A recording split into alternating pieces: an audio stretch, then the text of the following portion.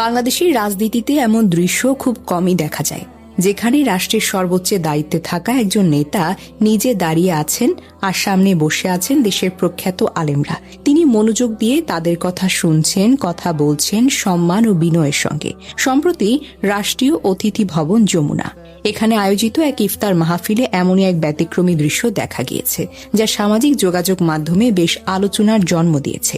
ইফতার অনুষ্ঠানের একটি ভিডিওতে দেখা যায় দেশের দুইজন পরিচিত ইসলামী ব্যক্তিত্ব শায়েখ আহমদুল্লাহ এবং শায়েখ আব্দুর রাজ্জাক বিন ইউসুফ একসঙ্গে বসে আছেন। এ সময় প্রধানমন্ত্রী তারেক রহমান সেখানে প্রবেশ করেন, কিন্তু তিনি আলেমদের সামনে গিয়ে নিজে দাঁড়িয়ে থেকেই তাদের সঙ্গে কথা বলেন। আলেমরা তখনও বসা অবস্থায় ছিলেন। রাজনৈতিক সংস্কৃতিতে সাধারণত দেখা যায় উচ্চপদস্থ নেতা এলে সবাই উঠে দাঁড়ান, কিন্তু এখানে দৃশ্যটা ছিল উল্টো। প্রধানমন্ত্রী নিজে দাঁড়িয়ে আলেমদের সঙ্গে কথা বলছেন, তাদের মতামত শুনছেন। এই দৃশ্য অনেকের কাছে ভিন্ন এক সম্মান ও সৌজন্যের প্রতীক হিসেবে ধরা গিয়েছে।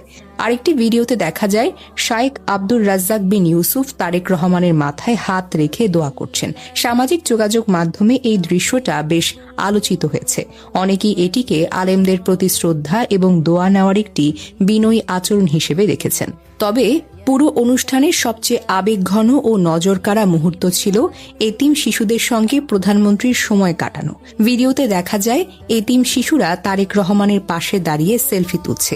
তিনি তাদের সঙ্গে কথা বলছেন, অনেকের মাথায় স্নেহ ভরে হাত বুলিয়ে দিচ্ছেন।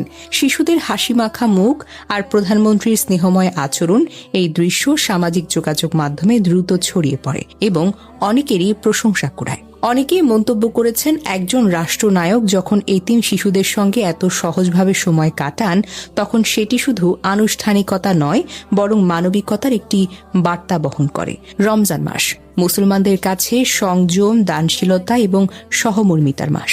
এই মাসে বিভিন্ন শ্রেণী পেশার মানুষের সাথে একসাথে ইফতার করা সামাজিক ও ধর্মীয় ঐতিহ্যের একটি বড় অংশ। রাষ্ট্রীয় অতিথি ভবন যমুনায় আয়োজিত এই ইফতার মাহফিলে আলেম ওলামা, ইসলামী চিন্তাবিদ, মাশায়েখ, এতিম শিশুরা একসঙ্গে উপস্থিত ছিলেন। এই আয়োজনের মাধ্যমে ধর্মীয় ব্যক্তিত্বদের সাথে মতবিনিময় এবং সমাজের অবহেলিত শিশুদের পাশে দাঁড়ানোর একটি বার্তা দেওয়ার চেষ্টা করা হয়েছে বলেও অনেকে মনে করছেন। ইফতারের ভিডিও ও ছবিগুলো প্রকাশ হওয়ার পর সামাজিক যোগাযোগ মাধ্যমে ব্যাপকভাবে আলোচনা শুরু হয়। অনেকেই মন্তব্য করেন, বাংলাদেশের রাজনৈতিক আনুষ্ঠানিকতায় সাধারণত কঠোর প্রোটোকল দেখা যায়, কিন্তু এখানে একজন প্রধানমন্ত্রী নিজে দাঁড়িয়ে আলেমদের সঙ্গে কথা বলছেন এবং এতিম শিশুদের সাথে সহজভাবে সময় কাটাচ্ছেন। এটি সত্যি বিরল একটি দৃশ্য। রাজনীতির কঠিন বাস্তবতার ভেতরেও কখনো কখনো কিছু ছোট মুহূর্ত মানুষের মনে বড় প্রভাব ফেলে।